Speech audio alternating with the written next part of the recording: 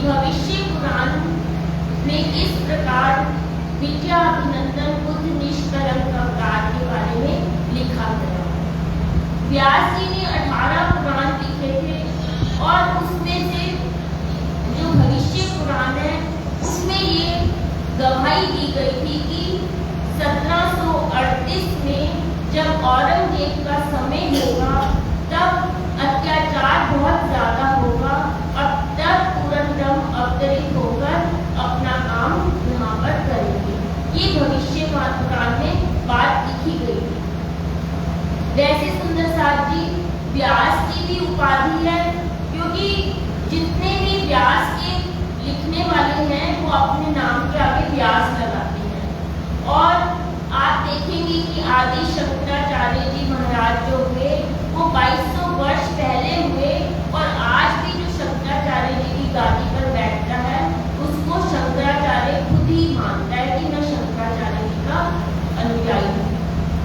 इसी तरह पुराणों में जब बात लिख दी गई और 4 युगों का वर्णन किया गया कि सतयुग, त्रेता, द्वापर और कलयुग, ये 28 कलयुग होंगे। 28वें कलयुग में विद्याभिनंदन बुद्ध निष्कलंक अवतार अवतरित होंगे।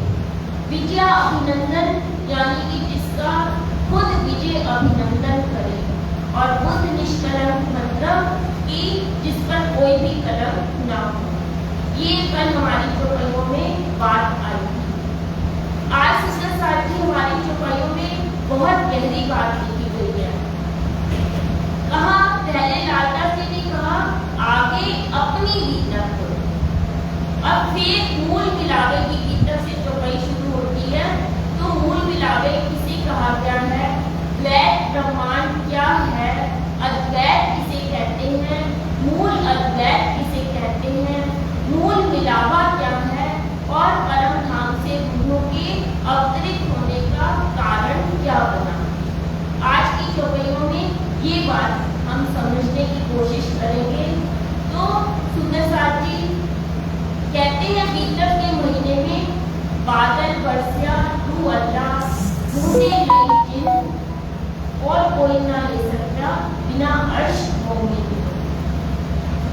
जिस प्रकार कहते हैं पपीहा स्वाति नक्षत्र की बूंद को ही पीता है, वैसे ही आम आदमी इस ब्रह्म ज्ञान को ना तो सुन सकता है और ना ही ग्रहण कर सकता है।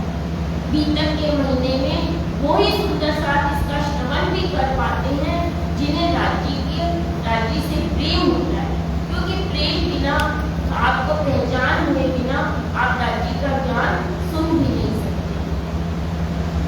अब आगे की चौपाई आएगी जिसमें ये लिखा है, पहले मूल अद्वैत में होम जहाँ इश्क तहाँ प्रेम रबद में गया हुक्म हक।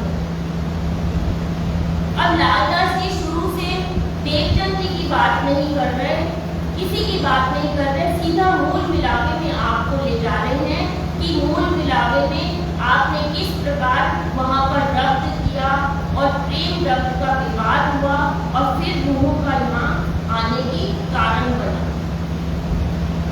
सुंदर साथ जी 3 शब्द हैं, द्वैत, अद्वैत और मूल अद्वैत। द्वैत कहते हैं जहाँ 2 व्यक्ति रहते हो, जहाँ माया रहती हो, उसको कहते हैं द्वैत। जहाँ एक दिली नहीं है, जैसे कि शर ब्रह्मांड है, उसे द्वैत कहते हैं।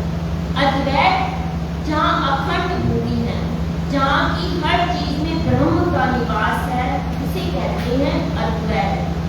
और मूल अद्वैत, स्वलीला अद्वैत शब्द भी अपनी वाणी में आता है। तो स्वलीला अद्वैत जहाँ उस पूर्ण ब्रह्म परमात्मा के सिवा कोई भी ना हो, जहाँ का थिर चर सब उसी के द्वारा बनाया गया हो। जैसे हम परम धाम में कहते हैं कि राजी कर्ण करते हैं, चाहे वह घास हो, चाहे वह 25 पक्ष हो, चाहे वो श्यामा जी हो, चाहे वो सत्ता हो। तो इसको कहते हैं मूल अद्वैत, स्वलीला अद्वैत। उसके बाद गीता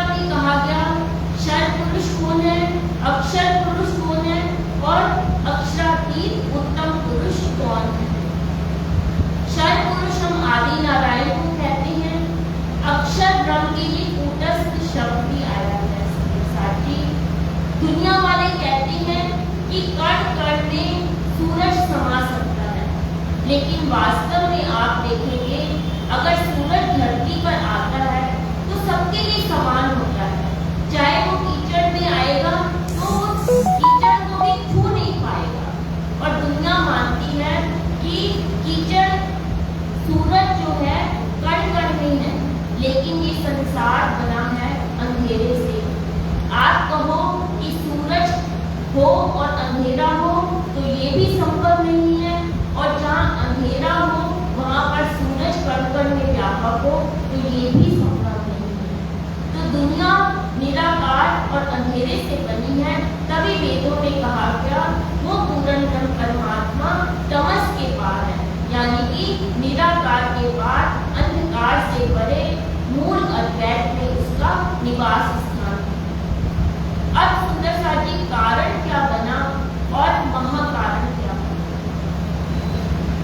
दुनिया में ग्रंथों में सत्य चित्त आनंद की बात हो रही है कि सच्चिदानंद पूर्ण ब्रह्म अक्षरादि।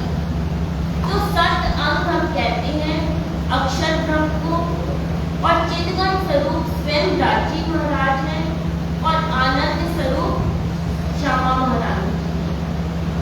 तो दोनों ही जैसे हमारा दायां हाथ है और बायां हाथ है, लेकिन वो हमारा ही है। लेकिन दाएं हाथ में अगर कुछ हो तो उस बाएं हाथ को महसूस नहीं होगा, और बाएं हाथ को कुछ लग जाए तो दाएं हाथ को महसूस नहीं होगा। तो ऐसे ही अक्षर भगवान सबकी लीला जो ब्रह्मांड बनाते हैं वो अलग है, और श्यामा महारानी जी जो है राजी महाराज के बाया अंग आनंद अंग वो अलग है। ना तो आनंद अंग को पता है अक्षर के बारे में, ना अक्षर को पता है आनंद अंग के बारे में। राजी महाराज ने खुद मन में लिया कि मैं गुरुओं को अपनी साहित्य दिखाऊं। एक पातशाही अर्श की दूजा वायदत इश्क सो देख लांगे रूहों को दिल में लिया भक्त। तो इस प्रकार परम धाम में हमें कोई ज्ञान नहीं था कि वायदत का इश्क क्या है, राजी महाराज की साहिबी क्या है। कुछ पहचान नहीं थी कि हम वहाँ पर रहते तो थे, लेकिन हमें राजी महाराज की पहचान नहीं थी। दुनिया में हम उदाहरण ले, जिस प्रकार एक पति होता है उसका रूप संसार में अलग है, जब वो ऑफिस में जाता है तो उसका रूप अलग होता है, और घर में आता है तो उसका रूप अलग होता है। इसी तरह से सत्य को हम कहें कि सत्य का रूप अलग है, श्यामा जी महारानी का रूप अलग है। तो दोनों के मन में इच्छा उपजाने की, वाहिदत का इश्क दिखाने की इच्छा राजी महाराज के मन में स्वयं उत्पन्न हुई। इसलिए कहा गया ये बना महाकारण। और कारण क्या बना कि रूहें हमेशा परम धाम में इश्क में डूबी रहती थी। उन्हें कुछ भी नहीं मालूम था कि राजी महाराज की साहिबी क्या है और खेल कैसे है। राजी महाराज ने खुद अपने मन में लिया और फिर रूहों के दिल में उपजा दिया कि हमें खेल देखना है। इधर से अक्षर के मन में बात उपजा दी कि अनादि जो राजी की लीला है वो कैसे है। रोज हम इतने समय से लीला चल रही थी, अनादि काल से समय चल रहा था, लेकिन कुछ खबर नहीं थी। जब राजी ने उपजाया तो 7:30 का समय जब होता है तो अक्षर ब्रह्म स्वयं दर्शन करने रोज जैसे आते हैं। तो राजी महाराज ने अक्षर के मन में आशा उपजा दी कि कुछ झलक दिखवाई श्यामा जी महारानी और रूहों की कि उसके मन में इच्छा पूर्ण हो। इधर सखियों के मन में इच्छा उपजा दी कि ये कौन है, ये जो दर्शन करने आता है, ये स्वरूप कौन है? ये मन में रांची ने खुद उपजाई और इधर से अक्षर के मन में उपजा दी और उधर से सखियों के मन में उपजा दी। एक कवि चौपाई भी आती है जिसमें अनादि अनादि फल करो सोए कहा गया है। तो आदि फल क्या है?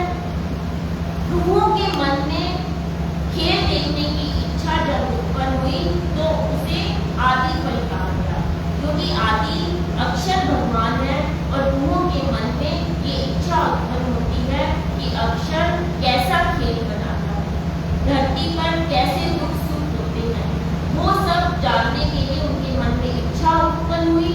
इधर से रूहों के मन में जब इच्छा हुई तो आदि फल कहा गया और अक्षर के मन में जब इच्छा हुई कि पार ब्रह्म की लीला का स्वरूप कैसा है, धाम कैसा है, तो उसको अनादि फल कहा गया। इस तरह से आज हमारे मन में जब इच्छा उत्पन्न हुई तो ये चौपाई पढ़ी गई। पहले मूल अद्वैत में होम जहाँ इश्क तहाँ प्रेम रमन में भया हुक्म भक्त। इस बात की गवाही सुंदर सार की सब जगह लिख दी गई थी कि संसार में जब पूर्ण ब्रह्म परमात्मा की रूहें अवतरित होंगी तो जब वो अज्ञानता की गहरी नींद में सो जाएंगी तब पूर्ण ब्रह्म परमात्मा स्वयं धरती पर आकर उनको आनंद के सरोवर में स्नान कराएंगे। ये बात पुराण संहिता में भी लिख दी गई और पुराण में भी लिख दी गई, महेश्वर तंत्र में भी लिख दी गई कि जब पूर्ण ब्रह्म परमात्मा आएंगे तो धरती पर कैसा होगा। यह खेल देखन की इच्छा उपजाई दोए, अक्षर और संयम को आदि अनादि फल कहो सोए। ताके तीन टकरार गए सो भय तीनों इंद, ताकि गीतक जुदी जुदी माया मिथ्या नट ब्रह्मांड। अब सुंदर साथी कारण बना, महाकारण बना और सच्चित आनंद कौन है, इसके बारे में इन तीन चौपाइयों में आया। तो अब अक्षर भगवान को खेल बनाने के लिए बोल दिया गया कि तुम अब यहाँ पर खेल बनाओ कि कैसे मेरी रूहें आ रही हैं। और तब पहले 11 बरस और 52 दिन काल माया ब्रह्मांड में खेले मिल। अब यहाँ पर ब्रज की लीला का प्रसंग है सुंदर साथी एक ही चौपाई में कि जब इच्छा उत्पन्न हुई तो हम इस संसार में अवतरित हुए और ब्रज में कैसे ब्रह्मांड बना। देवकी और वसुदेव जी का प्रसंग आता है कि वसुदेव और देवकी ने पिछले जन्म में बहुत तपस्या की थी। रश्मि और सुत्पा नाम के वो थे। तब उन्होंने मांगा था कि हमारे यहाँ पर विष्णु भगवान का अवतार हो। जब वसुदेव और देवकी का विवाह होता है तो जब डोली को घर लेके जा रहे होते हैं तो रास्ते में भविष्यवाणी हो जाती है कि ये जिसको तू घर पे लेके जा रहा है, कंस के लिए भविष्यवाणी हो जाती है कि जिसको तू लेके घर जा रहा है उसका जो पुत्र होगा वो तेरे काल का अंत करेगा।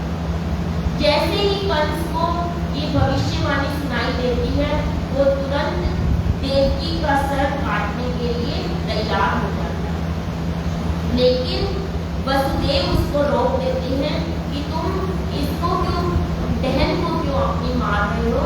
तुम जब इसके बालक होंगे तो तुम उनका नाश कर देना।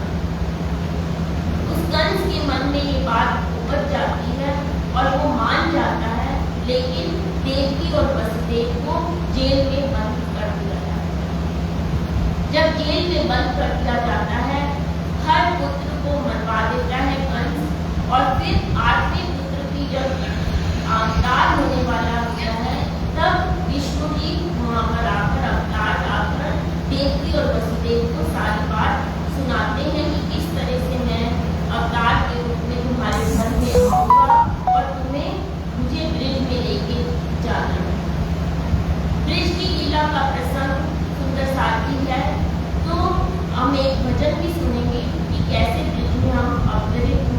और कान्हा का अवतार जब प्रकट होता है। बोलो श्री कान्हानाथ प्यारे की जय।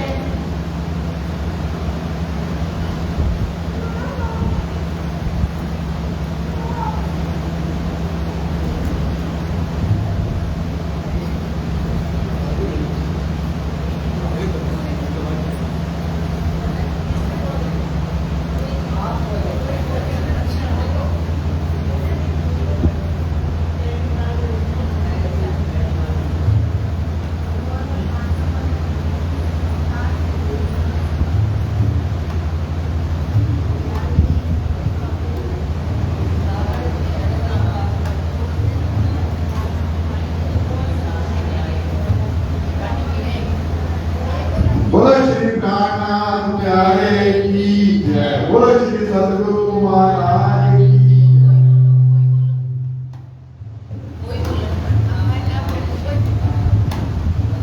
हम तो सतगुरु के परमा पे मर जाएंगे। हम तो सतगुरु के परमा पे मर जाएंगे। फिर तो इस भव सागर से तर जाएंगे। फिर तो इस भव सागर से तर जाएंगे। हम तो सतगुरु के परमा पे मर जाएंगे।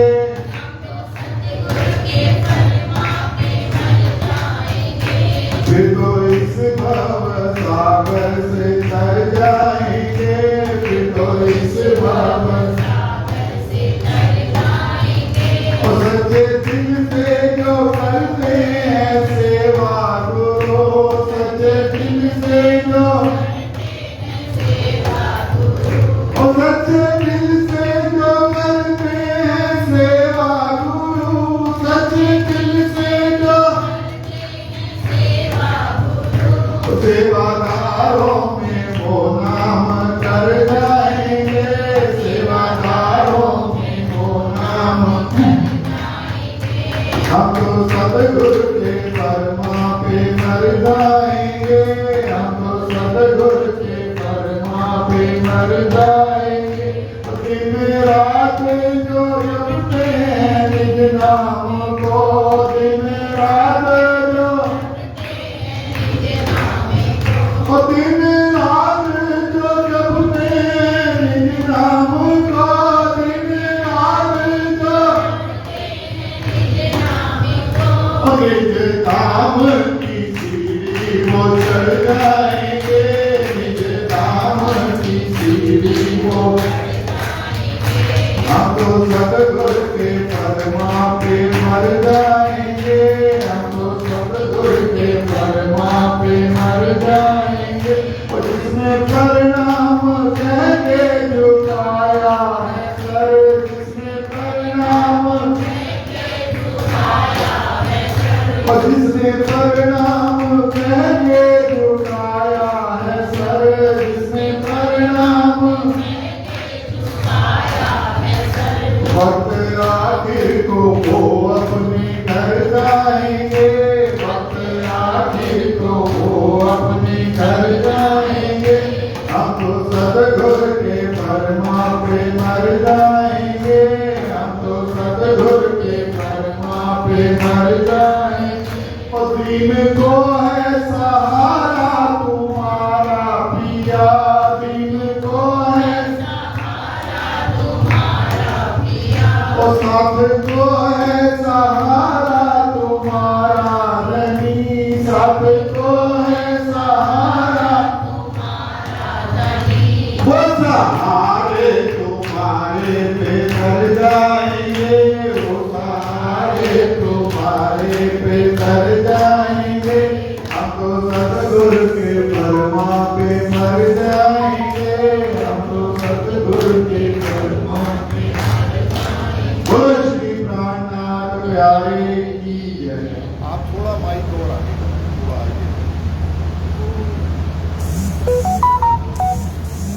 बोलो श्री प्राणनाथ प्यारे की जय। धाम के धनी की जय। सुंदर साथ जी, अब ब्रिज में विष्णु का अवतार प्रकट होता है और वसुदेव को जिस तरह बताया गया था चतुर्भुज विष्णु स्वरूप ने, वो जमुना पार करके यशोदा माता के घर ब्रिज में उनको लेके टोकरे में जाते हैं। कहते हैं रास्ते में जमुना जी भी उनके चरण स्पर्श करती हैं और नीचे हो जाती हैं। जब पानी का बहाव होता है तो स्वयं लहरें अपने आप नीचे हो जाती हैं और आसानी से वो रास्ता बनता जाता है। उधर यशोदा माता के यहाँ से एक छोटी बच्ची को लेकर वसुदेव जी वापस यहाँ पर आते हैं और कंस जब उसको मारने के लिए लेता है तो वो भविष्यवाणी हो जाती है कि जिसको तुमने मारना था वो तो जा चुका ब्रिज में, और तब से क्योंकि उनकी छोटी बच्ची को मृत्यु होने वाली थी, इसलिए उसको कृष्ण जी ने एक वरदान दिया और वो दुर्गा माता के रूप में दुनिया में जाहिर हुई। उस बच्ची को ये वरदान मिला था कि कृष्ण की जगह पर जब उसको लाया गया तो ये दुर्गा माता के रूप में संसार में जाहिर होगी। अब जैसे ही ब्रिज में स्वरूप जाता है और सखियों के मन में भी, क्योंकि सारी रूहें इकट्ठी ब्रिज में अवतरित हुई, तो सबके उच्चती आशा धनी हम कब मिलसी अपने धनी। इधर सुबह 9 बजे शक्ति प्रकट होती है। जब पहले विष्णु का तन है, लेकिन शक्ति सुबह 9 बजे वहाँ पर यशोदा माता के घर प्रकट होती है और सब सखियां भी वहाँ पर प्रकट अवतार के रूप में सब ब्रिज में गोपियों के रूप में सब एक साथ प्रकट होती है और राधा जी के तन में श्यामा जी महारानी का अवतरण होता है। इस तरह से जैसे हम तुरंत ब्रिज में आए तो सामने स्वरूप था, आधी नींद थी और आधी जागृत अवस्था थी। तो हम जैसे ही धरती पर आए तो हमारे मन में एक भ्रम आया कि हमारे धनी हमारे साथ हैं। कृष्ण की लीलाओं को हम कई बार सुन भी चुके हैं कि कैसे कृष्ण मक्खन लेके जाते थे और गोपियां रास्ते में उनकी राह देखती थी कि कब कृष्ण रास्ते में से निकले और हम उनको मक्खन खिलाएं। ऐसी अनेक लीलाएं ब्रिज में हमने करी और बहुत मीठी लीलाएं थी कि हमें पहचान थी कि सामने हमारे धाम के धनी हैं। दुनिया के सारे काम हम लोग करते थे, लेकिन तुरंत कृष्ण को देखने के लिए गोपियां चल पड़ती हैं, क्योंकि अंदर से ये था कि वो हमारे आत्मा के धनी हैं और कोई नहीं है। दुनिया के रिश्ते थे, सब कुछ था, लेकिन पहचान थी कि ये हमारे धाम के धनी हैं। जबकि गोपियों की उम्र ज्यादा थी और कान्हा छोटी उम्र की थी। और भी कई घटनाएं हुई, जैसे पूतना का वध किया। और एक बार कहते हैं यशोदा माता के साथ कृष्ण जी जमुना किनारे गए और वहां पर बहुत सारे दीप को यशोदा माता बहा रही थी। तो जैसे जैसे बहा रही थी, कृष्ण ने आगे, कृष्ण उसको बाहर निकाल रहे थे एक लकड़ी के द्वारा। जैसे ही वो बहाती, वो निकाल के बाहर ले आते। तो यशोदा माता कहती है, जब देखती कि मैं दीप डाल रही हूँ लेकिन ये कान्हा बार बार निकाल रहा है, ये क्यों? तो कान्हा से पूछती है, तुम ये सब क्यों कर रहे हो? तो कहते हैं, कान्हा कहता है, मैं तो इनको डूबने से बचा रहा हूँ, इसलिए दीप कहीं बुझ नहीं जाए, डूब नहीं जाए।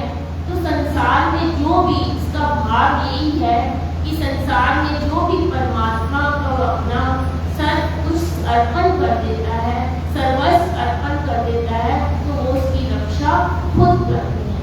ये इस छोटी सी कहानी का भाव है कि हमें राज्य पर कितना विश्वास करना है। सुंदर साथ जी, आज भी हम देखें तो ब्रिज की लीला को हम खूब रसपान कर सकते हैं, क्योंकि जागनी के ब्रह्मांड में तीनों लीलाओं का राज्य ने सुख भोगने के लिए कह दिया कि ब्रिज और रास जागनी के तीनों के हम यहाँ पर सुख ले सकते हैं। लेकिन हम यहाँ लेना ही नहीं चाहते, क्योंकि हम सब काम में व्यस्त हैं। कोई घंटा भी नहीं निकालता, चाहे मैं हूँ, सुंदर साथी या कोई भी हो। जागनी के ब्रह्मांड में हमारे पास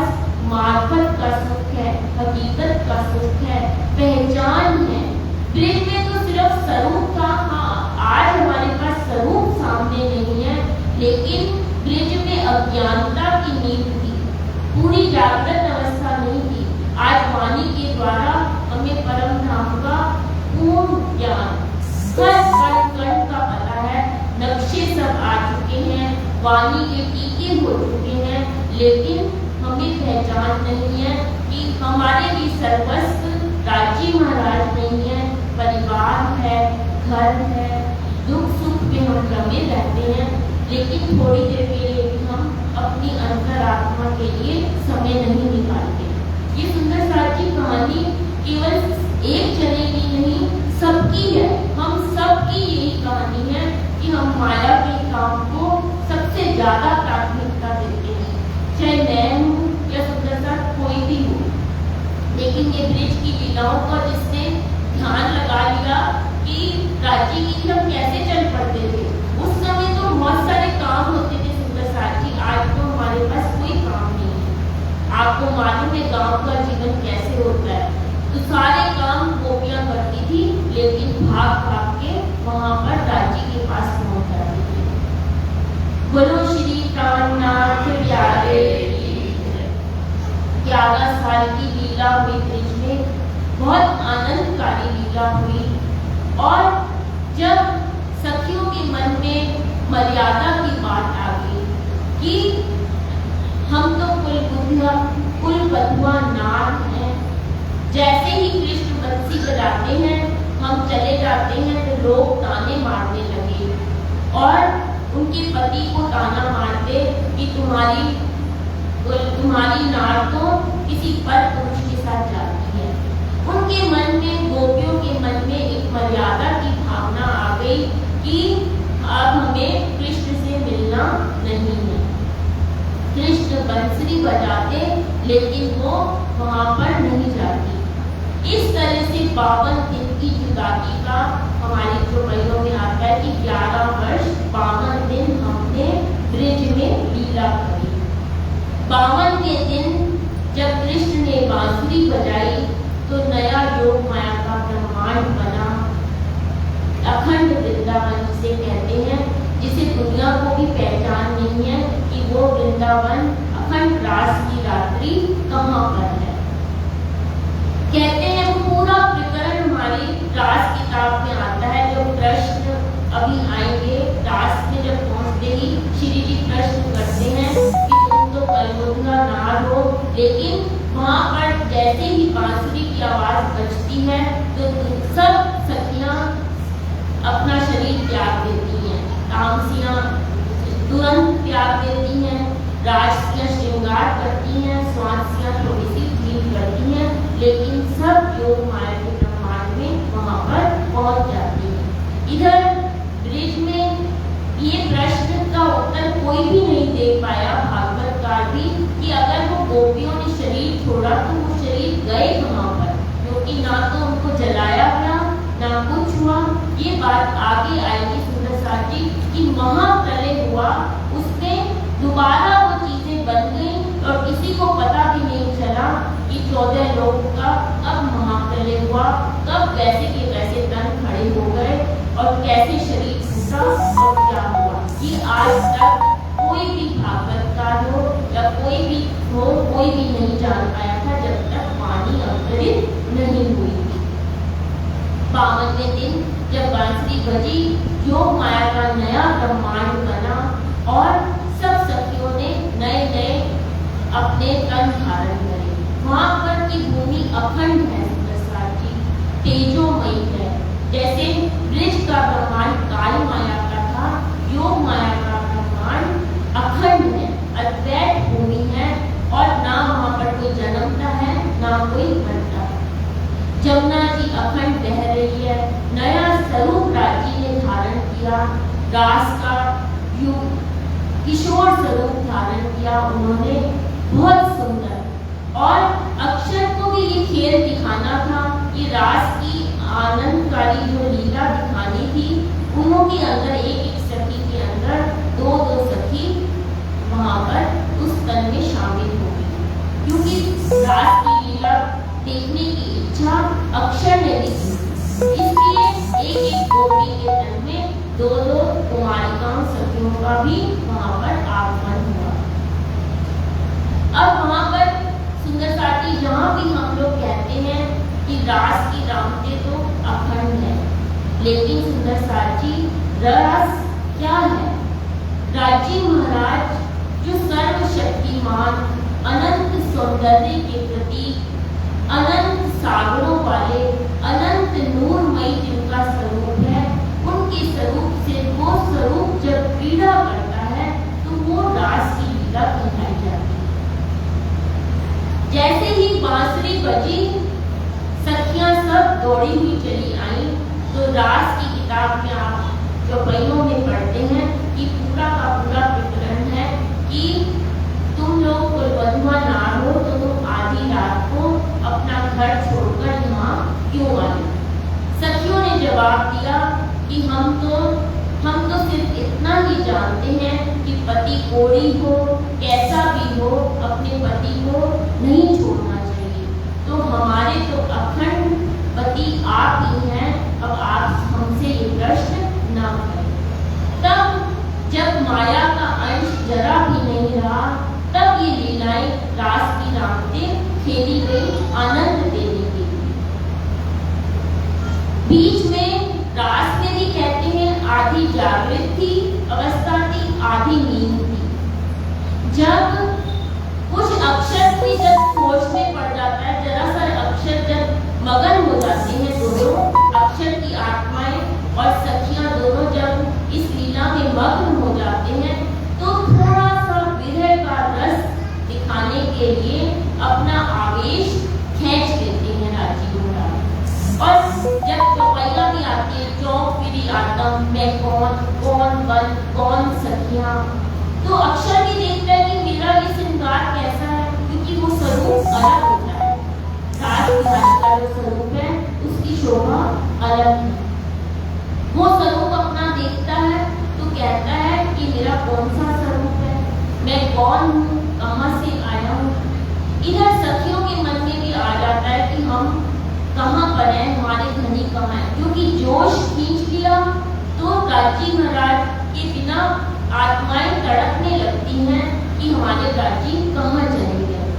हर सखी रात चौपाइयों में आता है कि पत्ते पत्ते से वृंदावन की पूछती हैं कि सखियों तुमने मेरे पिता को कहीं देखा?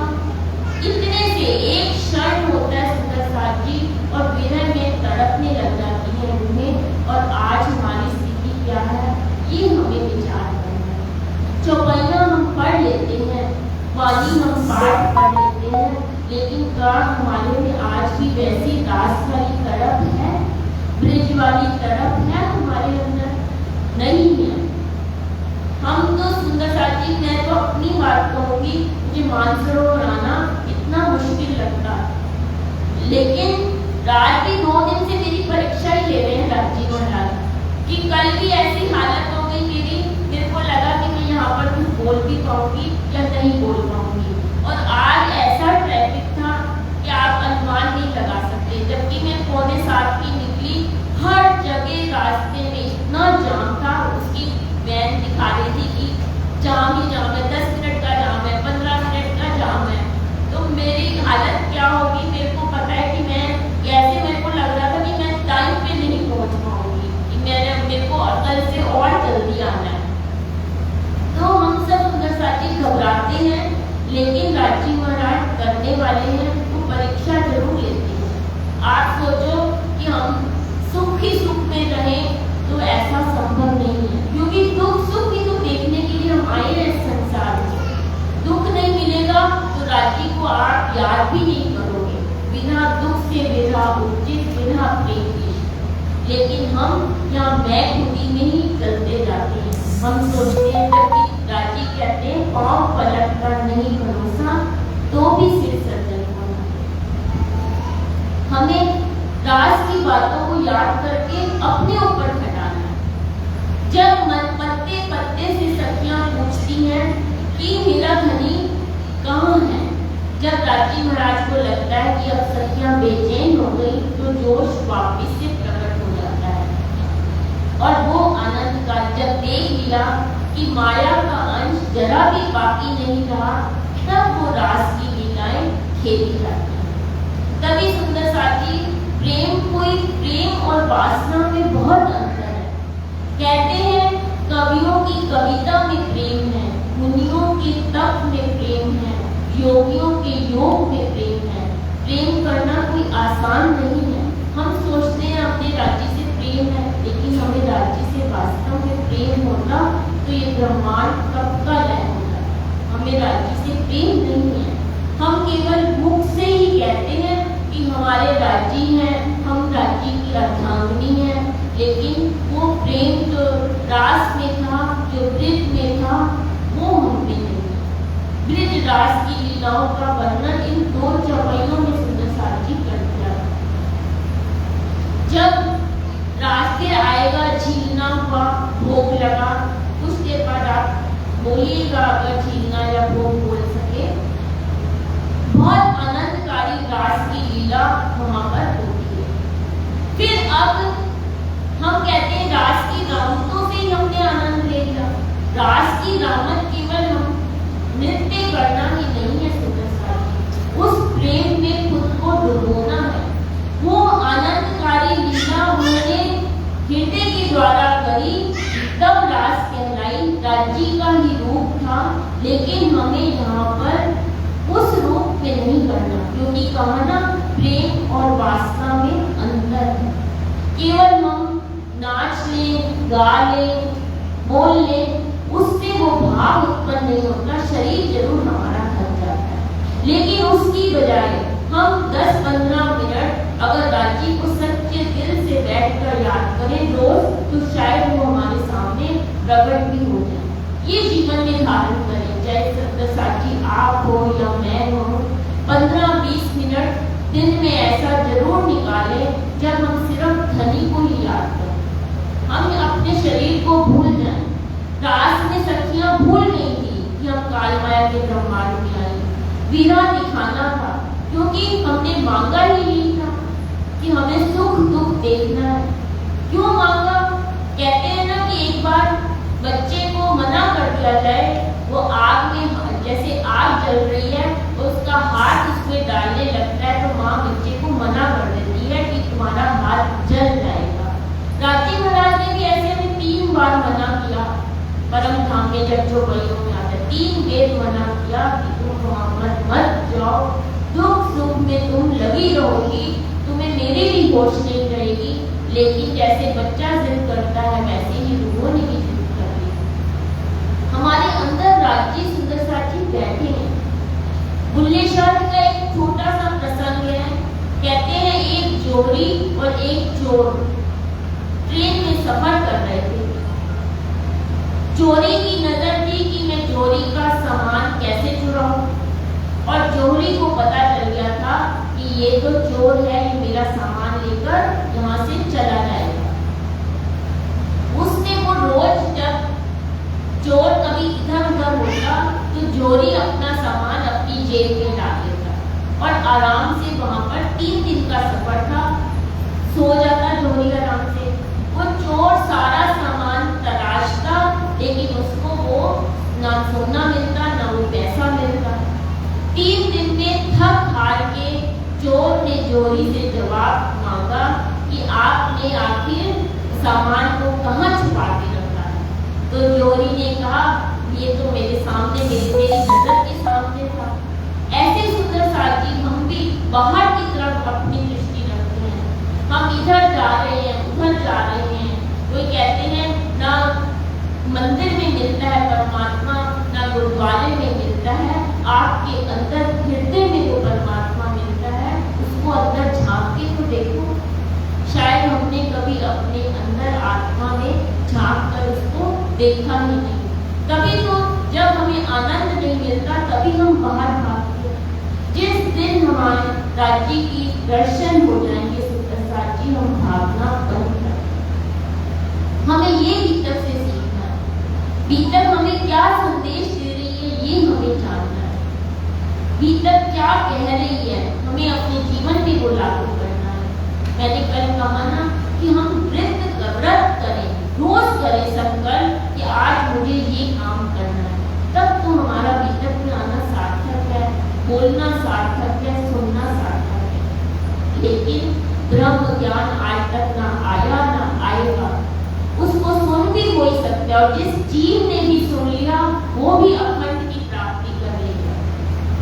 अब यहाँ हम बात कर रहे थे रास की रामतों के बाद, जब सखियों झीलने के बाद, भोजन लीला के बाद, सुंदर साथ जी जो आनंद उस रास का था, जब राजी महाराज खुद झीलने के वस्त्रों पर बैठते हैं, जब चौपाई गिलाती हारे वाला झीलन सुहावना, तब वहां पर खुद राजी महाराज जब परोसने वाली सखियों को खुद खाना परोसते हैं। वो लीला को हम याद करें, अगर जहाँ भी हम करेंगे तो हमें यहाँ भी राजी महाराज जरूर हमारे हृदय में समा जाएंगे। जब सखियों से पूछा कि अब तुमने देख लिया, क्योंकि थोड़ा सा वियोग सहा था, तब उन्होंने कहा नहीं, अब तो वो घर चाहिए जहाँ से वापस कभी आना ना हो। अब तो हमें अपने घर ही जाना है, जहाँ नहीं रहना, जहाँ पर वियोग की लीला। जबकि एक क्षण का वियोग था सुंदर साथ जी, उसमें वो लगा हम तो धनी से अपने जुदा हुए। रास के बाद हम पहुंच गए वापिस परम धाम। परम धाम ने फिर वही जिद करी कि हमें तो सुख दुख देखा ही नहीं। आप तो कहते थे जुदे जुदे भेष होंगे, जुदी जुदी भाषा होगी, जो और बहुत से दुख सुख तुम्हें भोगने पड़ेंगे, आप हमें भूल जाओगी। तुम्हारा खामन जो तुम कहते थे कि आप हमारे खामन हो, हमने तो यही माना कि ब्रिज में भी गए तो हमने आपको ही याद किया, रास में भी हम आप ही के साथ थे, तो हमने तो कुछ देखा ही नहीं। क्योंकि इच्छा दिखानी थी ना बादशाही, अपनी बादशाही दिखानी थी, बाइदत का इश्क दिखाना था, तभी रूह की मर्जी खेल। इसीलिए ये कह दिया कि अब तो हमें वापस इस जागृति के ब्रह्मांड में दोबारा आना है। अब हम सुंदर साथ जी, अब कृष्ण की लीला आगे चलती है, क्योंकि प्रतिबिंब की ये वाली जो ब्रिज थी वो सबली के कारण से अखंड हो गई, और रास जो थी सबली के महाकारण में अखंड हो गई। खेली कहाँ गई थी? केवल प्रभु के अंदर। अब ये वाली लीला हो गई। अब कुमारिका सखियां, वेद ऋचाएं, कौन थी जिसने प्रतिबिंब की लीला करी?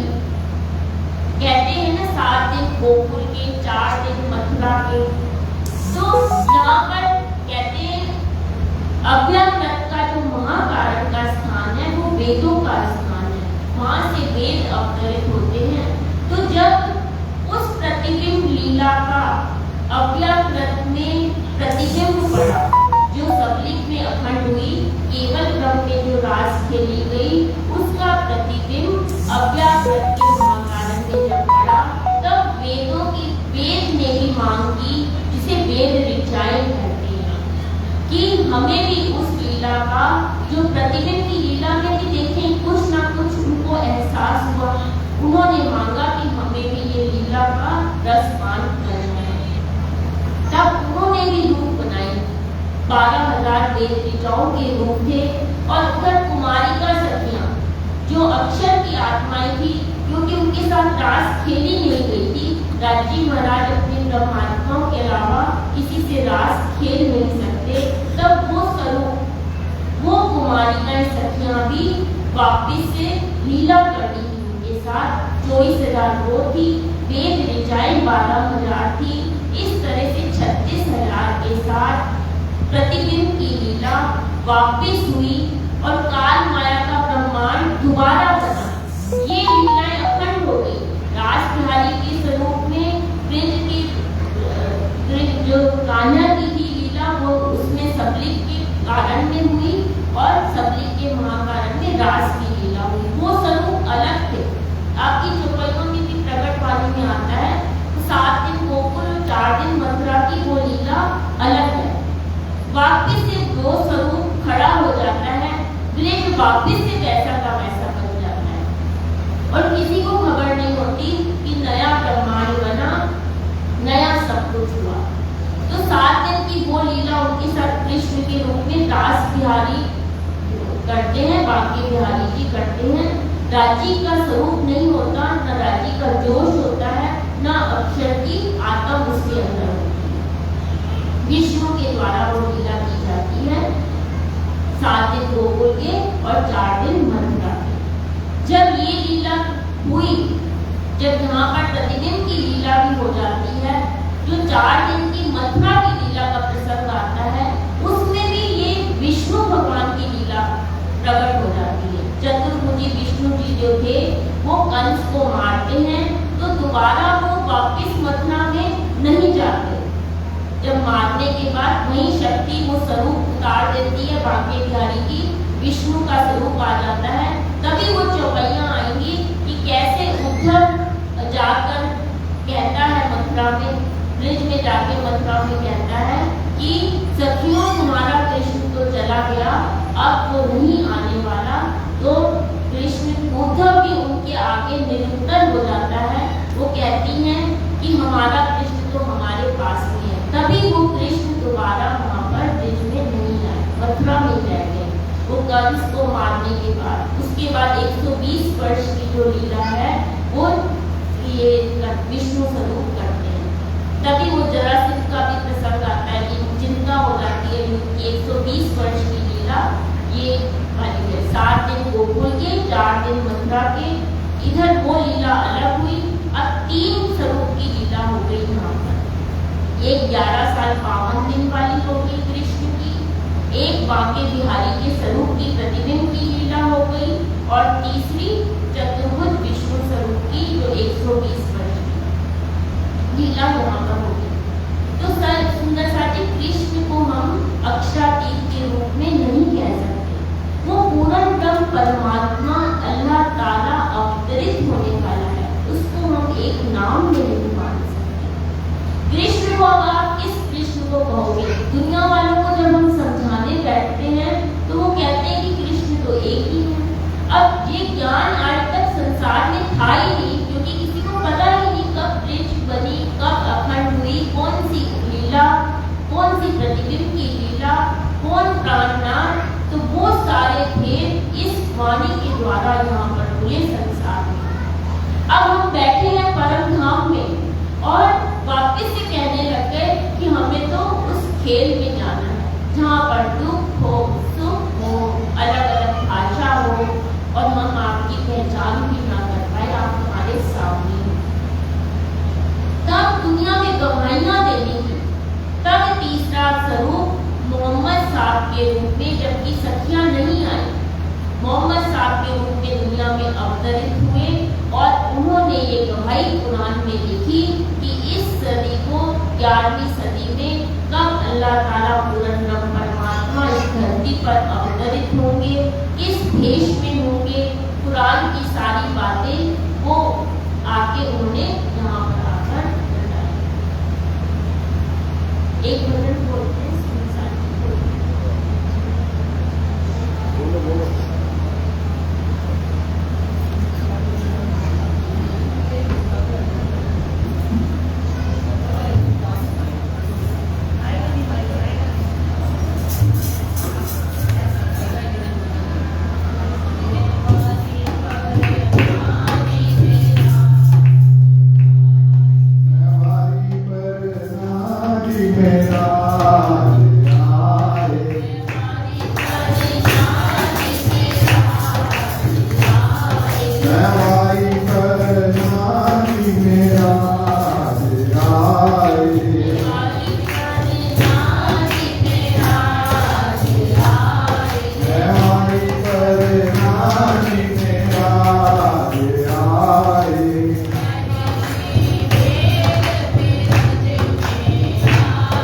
Oh,